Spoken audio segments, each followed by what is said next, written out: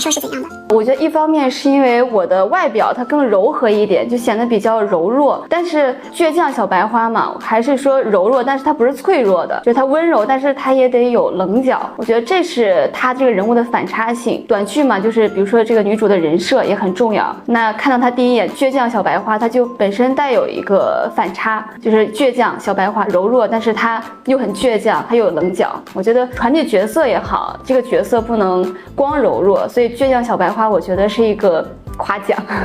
你会觉得短剧相比长剧来说，创作空间更自由吗？其实我在之前拍长剧的时候，首先我确实没有接触到一个很完整的一个人物，更多的可能是演老师的女儿啊，他们的小时候啊这样的角色，他可能本身他的完整度就没有那么高。但是短剧可能给我带来的机会是，他可以演绎一个完整的一个人物，可能有些故事可能会夸张，但是还是有很多从真心去发动去演的这样的角色，所以我觉得确实自由度更高一些。即便你接受的情境更多之后，你接受的故事事件越来越多，那你的人物更完整嘛？我觉得是有更大的发挥空间的。重返80空白手里，你的复古港风造型和剧中置景引发了一波怀旧热潮，你认为这些细节对观众代入感的作用大吗？我觉得是真的挺大的，因为我们这个戏的服装和置景真的很用心。首先从服装上来说，我们定妆的时候也是定了很久，之后我的老板他也很努力，之后给我们搭配那个什么牛仔的套装啊、波点裙啊，包括君和的衣服也是，都是我们互相搭，还有我们的婚纱，就是我前面自己设计的那个婚纱婚服的选择，也是代入感非常强。因为我妈妈有一张婚纱照是一模一样，都是这个设计的那个婚纱照，所以当时一看，我感觉圆了我的梦啊，就是跟我妈穿了同样的衣服。就置景上有缝纫机，因为我姑姑小的时候也有一台一模一样的缝纫机。作为一个演员，我在这个景里面就会感觉很真实。就还有比如说我们有服装店开业的那场戏，一个是我爸爸他们那个服装店开业，还有个我们服装店开业，就是内部的置景，包括小到就领花，都觉得非常的就是符合当时的那个年代。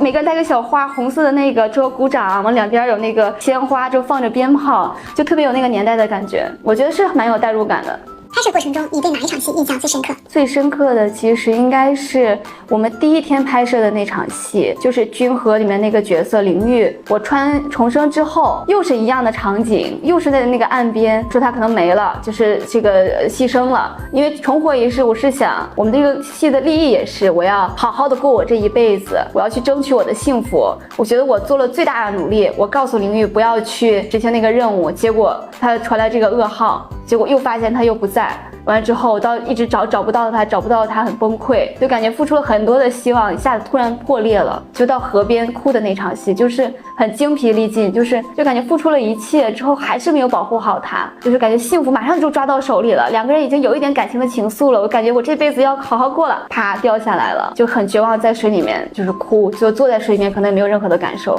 那场戏对我来说很深刻。拍摄前有想过这部剧会播得这么好吗？其实我拍每部剧之前都没有做过这个预想，我更多的是想怎么把它就是落到每场戏去拍好它。那结果因为它有很多的因素，但是当你看到每个部门那么努力，就是我们的舞美、置景、化妆、剧本、导演、演员、灯光老师、摄影老师都那么认真努力的时候，还是希望它播得好的，但是不敢想，因为怕失望。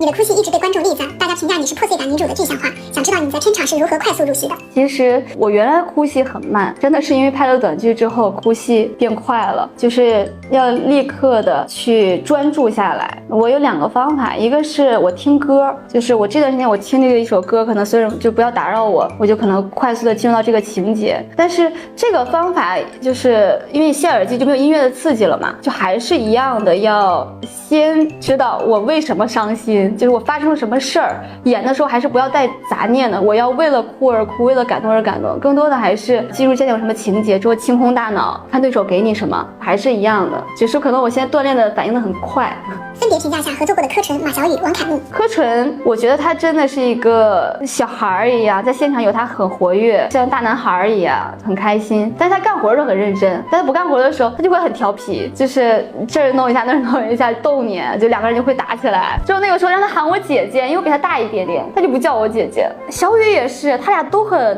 闹腾。小雨也是挺好玩的，在现场，就是他那个有一些路透嘛，他那个扔手机特别厉害，就耍帅，特别那个我很 man 很帅。那就很搞笑。韩墨老王哥，我管他叫老王哥，是一个我觉得第一印象认识他的时候，他就是一个很谦逊的人，就从他的交流也好，比如对于戏的理解，我们去交流，你会感觉他是一个能倾听你，愿意去倾听之后我们配合起来，他是一个合作起来很温和，很尊重你，很谦逊，就真的是个很好的一个人。1年来短剧市场发展特别快，你有感觉面对的压力和挑战在变多吗？其实对我来说，我是越来越能适应的，因为我工作的原则最早我就说，老板拿钱，我要给人好好干活，那我就要好好对待这个角色，不管剧本文本上是怎么样的。其实我的工作原则一直没有变的话，那能遇到更好的剧本，那对于我来说就它爆的可能性更高，之后观众认可度可能会更高，对我来说是更有机会的。其实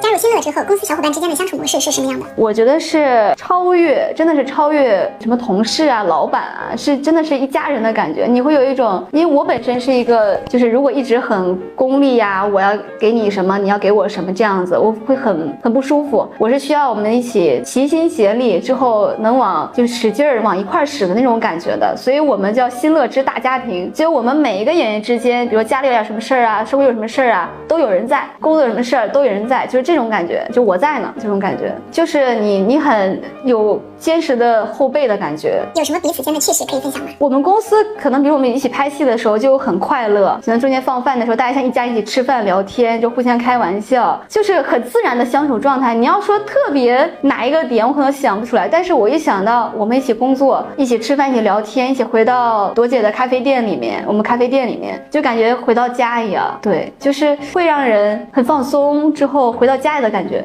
现在出演了不少角色，未来有计划挑战更复杂的吗？我当然希望得到这样的一些剧本，像我后面的话可能拍了不同类型的，可能偏校园题材，对，元气满满的云暖暖，就这种校园题材，也可能叫春树暮云，但是可能会改名字，就是校园题材的。我是愿意更多，比如说现在选本子，可能一个是从故事上，从这个人物可以跟我原来不一样吧，可能原来会演一些名媛呀，比较稳一点的、温柔一点的妈妈呀这样的角色，但其实跟我本人反差很大，就我在想演一些活泼一点的、正能量一点的，还有比如说后面有一些故事内容更正能量、人物更深的，我会优先考虑吧，因为短剧它在迭代，我觉得它仍然是能为社会服务的。你是中戏的，当年报考中央戏剧学院的初衷是什么？想做一个演员呀，对，想学表演啊。那个时候也小啊，那个时候就是觉得我想成为一名演员，我觉得演员演戏好厉害，他可以体验不同的人生，他今儿可以演这个，明儿演那个，就这一辈子的浓缩度会很高，就是你可以演